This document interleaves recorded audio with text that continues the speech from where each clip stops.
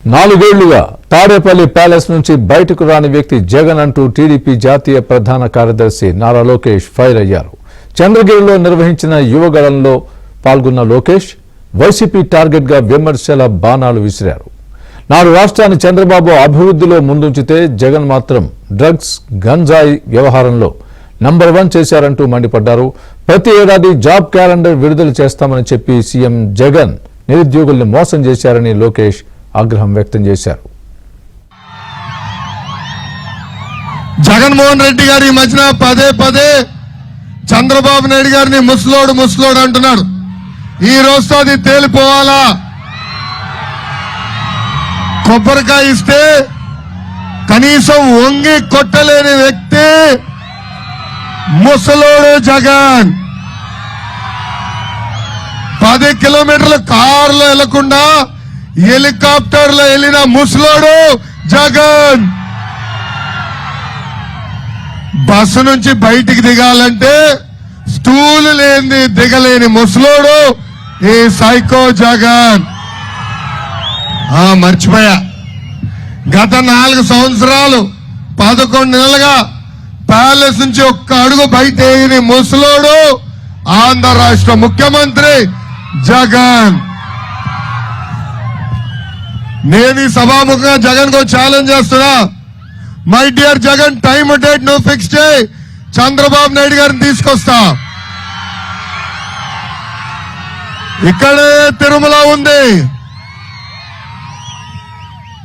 నువ్వు ముందలెక్కుతావా లేదంటే చంద్రబాబు నాయుడు గారు ముందల కొండెక్కుతారో తేల్చి చూద్దాం. అప్పుడు ముసలోడు ఎవడు ప్రజలే నిర్ణయిస్తాడు.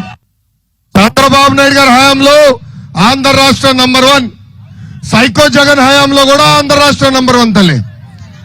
చంద్రబాబు నాయుడు గారి హయాంలో పెట్టుబడిలో number 1, is of doing business లో నంబర్ 1, గ్రామీణ ఉపాధిలో నంబర్ 1, మహిళల భద్రతలో నంబర్ 1, సంక్షేమ కార్యక్రమాల్లో కూడా number 1.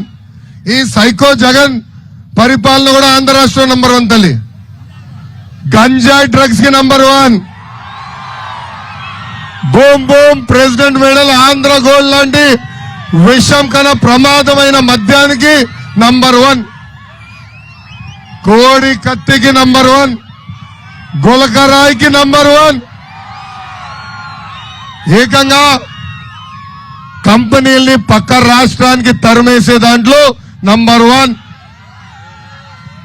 Petrol, diesel, gas, current ఛార్జీలు కూడా పెంచుతాం, నంబర్ 1. అమ్మా, ఆనాడు మన ప్రభుత్వంలోనే 2 డిఎస్సీలు ఏర్పాటు చేశాం. దాదాపు 32,000 పోస్టులు ఆనాడు మనం భర్తీ చేశాం. ఇంతేకాదు అన్న ఎన్టీఆర్ దగ్గర నుంచి చంద్రబాబు గారు చూస్తే వీళ్ళిద్దరు దాదాపు 11 డిఎస్సీలు ఏర్పాటు చేశారు. 1,50,000 ప్రభుత్వ పోస్టులు ఈ ఇద్దరు ముఖ్యమంత్రులు భర్తీ చేశారు. మిగతా ముఖ్యమంత్రులు అందరు కలిపితే కేవలం 80,000 పోస్టులు మాత్రమే భర్తీ చేస్తాం జరిగింది. ఆనాడు ఒక్క అవకాశం అన్న మాయ మాటకు మనందరం పడిపోయి ఈరోజు మోసపోయాం. రాష్ట్రం ఏకంగా చాలా తీవ్రంగా నష్టపోయింది. ఆనాడు ఈ సైకో జగన్ యువతకి ఏమేమి హామీలు ఇచ్చారో నేను గుర్తు చేస్తున్నా. వైకాపా ప్రభుత్వ అధికారంలోకి వచ్చిన వెంటనే 2,30,000 పెండింగ్ పోస్టులు భర్తీ చేస్తా అన్నాడు. ఆయన భర్తీ చేసింది 0. ప్రతి సంవత్సరం జాబ్ క్యాలెండర్ ఏర్పాటు చేసి నిరుద్యోగ యువకులకి పెండింగ్ పోస్టులని భర్తీ చేస్తా అన్నాడు. ఒక్క జాబ్ క్యాలెండర్ కూడా ఆయన ఇవ్వలేదు.